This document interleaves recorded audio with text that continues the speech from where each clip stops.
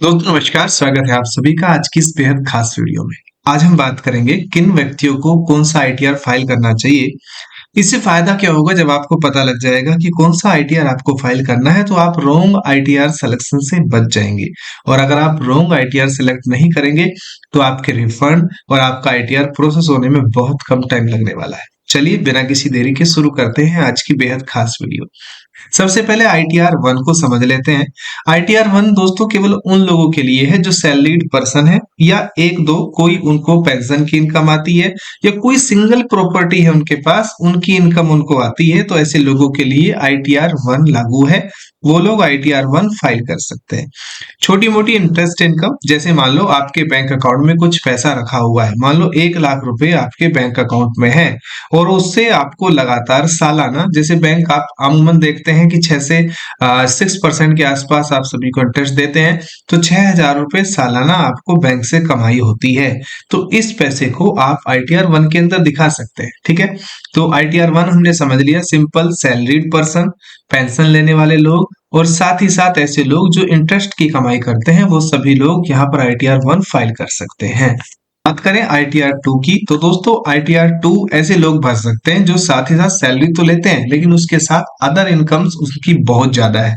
जैसे individual with salary income, दूसरा rental income जिसको आती है, वो कैपिटल गेन भी करता है। ये आप सभी बड़ा ही ध्यान से देखिएगा दोस्तों, ये कैपिटल गेन वाला जो कॉलम है इसके चक्कर में बहुत लोग आ रखे हैं।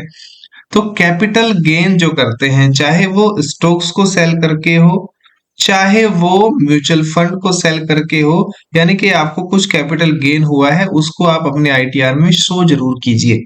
दूसरा, डायरेक्टर इन कंपनीज, जो कंपनीज के अंदर डायरेक्टर और हाई अर्नर जिनको बहुत ज्यादा कमाई हुई हुई है, वो सभी आईटीआर टू फाइल कर सकते हैं। उसके साथ साथ अब हम बात समझने की कोशिश करते हैं आईटीआर थ्री को। तो बेसिक फंडा क्या है वो बताता हूँ। दोस्तों जो लोग बिजनेस करते हैं, बिजनेस से जिनको इनकम आती है, कुछ प्रोफेशन है उनका, उसके रिगार्डिंग वो बिजनेस करते हैं और उनको इनकम आती है, वो लोग आईटीआर थ्री फाइल करें। पार्टनरशिप है, किसी की फर्म में कोई पार्टनर है तो ऐसे पार्टनर भी आईटीआर थ्री फाइल करें। फ्रीलांसर, फ्रीलांसर 194 ये सेक्शन है, इसके अंदर फ्रीलांसिंग की इनकम आती है। इसके अंदर बहुत सारे सेक्शंस हैं, तो जहां भी आपको अगर 194 दिख जाए तो आप सभी 194 को दिखा सकते हैं आईटीआर थ्री में। कुछ ऐसा काम करते हैं किसी कंपनी के लिए जो एज अ फ्रीलांसर आप कर सकते हैं। आप किसी कंपनी के लिए वीडियो बनाते हैं, आप किसी के लिए कोई फोटो डिजाइन करते हैं, आप किसी कंपनी के लिए कुछ एक्सेल का काम करते हैं, आप कोई पीपीटी बनाते हैं और उसका आप टीडीएस भी कटवाते हैं, तो वो टीडीएस ज्यादातर जाता है 194 सेक्शन में। कोई आप एडवाइजरी का काम करते हैं तो वो भी आप 194 के अंदर ही उसका टीडीएस कट होता है।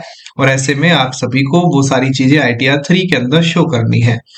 कोई सेल्फ एम्प्लॉयड इंडिविजुअल है, यानी कि वो खुद का काम करता है और वो जो भी इनकम कमाता है उस सारी इनकम को वो आईटीआर थ्री के अंदर दिखा सकता है।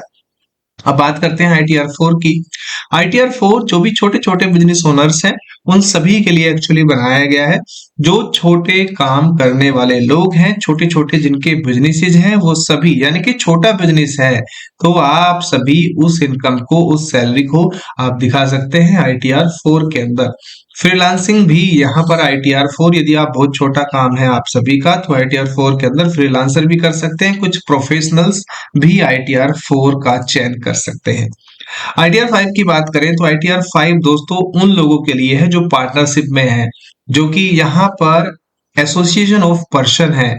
इनका मैं एक समरी भी बना दूंगा लास्ट में ताकि समझने में आप सभी को इजी हो जाए। एलएलपी यानी कि लिमिटेड लायबिलिटी पार्टनरशिप जो करे हुए लोग हैं वो भी यहाँ पर आईटीआर फाइव का चयन कर सकते हैं। तो थोड़ा सा कॉम्प्लिकेटेड लग रहा होगा लेकिन 1 से 4 तक बहुत ज्यादा जरूरी है। आईटीआर सिक्स दोस्तों मैं बताऊं आपको, आईटीआर सिक्स फाइलिंग की रिक्वायरमेंट कंपनीज को होती है। जो बड़ी कंपनीज हैं वो आईटीआर सिक्स का चयन करती हैं। वहीं पर आईटीआर सेवन की बात करें तो आईटीआर सेवन का चयन करते हैं ट्रस्ट, पॉलिटिकल पार्टीज, एनजीओ। चलिए एक समरी के थ्रू समझने की कोशिश करते हैं कि क्या आसान भाषा में आप सभी को समझाऊंगा। जो लोग नौकरी पेशा करते हैं और 10 लाख के आसपास जिनकी आय है, सैलरी आती है और बैंक का इंटरेस्ट आता है, वो आईटीआर वन फाइल कर सकते हैं।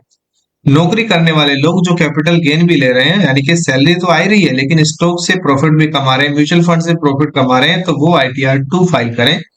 फ्रीलांसिंग या कोई डिजाइनर है जो अपने प्रोफेशन से इनकम कमा रहा है, वो ITR 3 फाइल करे।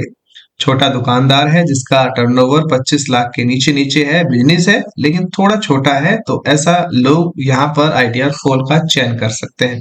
बड़ी कंपनी है जिसकी बिजनेस से इनकम होती है, वो ITR 6 फाइल करें।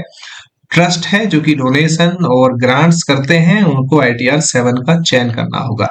तो दोस्तों, बड़े ही आसान शब्दों में मैंने समझाने का प्रयास किया है आप सभी को कि आपको अपने ITR का चयन किस प्रकार से करना है, ताकि आप सभी का रिफंड, आप सभी का ITR प्रोसेस होने में बहुत ज्यादा टाइम ना लगे। अभी हाल फिलहाल में लोगों को परेशानी क्या होती है कि गलत ITR का चयन कर लेने वाले लोग यहाँ पर कई बार अपने रिफंड लेने में या अपने ITR को प्रोसेस कराने में बहुत ज्यादा डिले का सामना करते हैं। तो ITR का सही चुनाव आप सभी के द्वारा ITR जो फाइल किया है, वेरीफाइड किया है, उसको प्रोसेस कराने में और रिफंड पाने में आप सभी को मददगार साबित हो सकता है। आप सभी अगर नहीं जानते हैं तो किसी प्रोफेशनल की सहायता भी इसके अंदर ले सकते हैं, वो बहुत ज्यादा बेहतर होगा बजाय आप गलत ITR फाइल कर दें। ठीक है, अदरवाइज यूट्यूब पे बहुत सारे वीडियोस हैं, बिल्कुल फ्री ऑफ कॉस्ट अवेलेबल है, वहां से भी जाकर आप ITR को कैसे फाइल करना है सीख सकते हैं। आशा करता हूँ वीडियो पसंद आया होगा। अभी भी कोई सवाल है ना, सवाल कमेंट करके हमसे पूछें। मैं आशा करता हूँ आप सभी के सभी सवालों के जवाब सटीक देने की। धन्यवाद।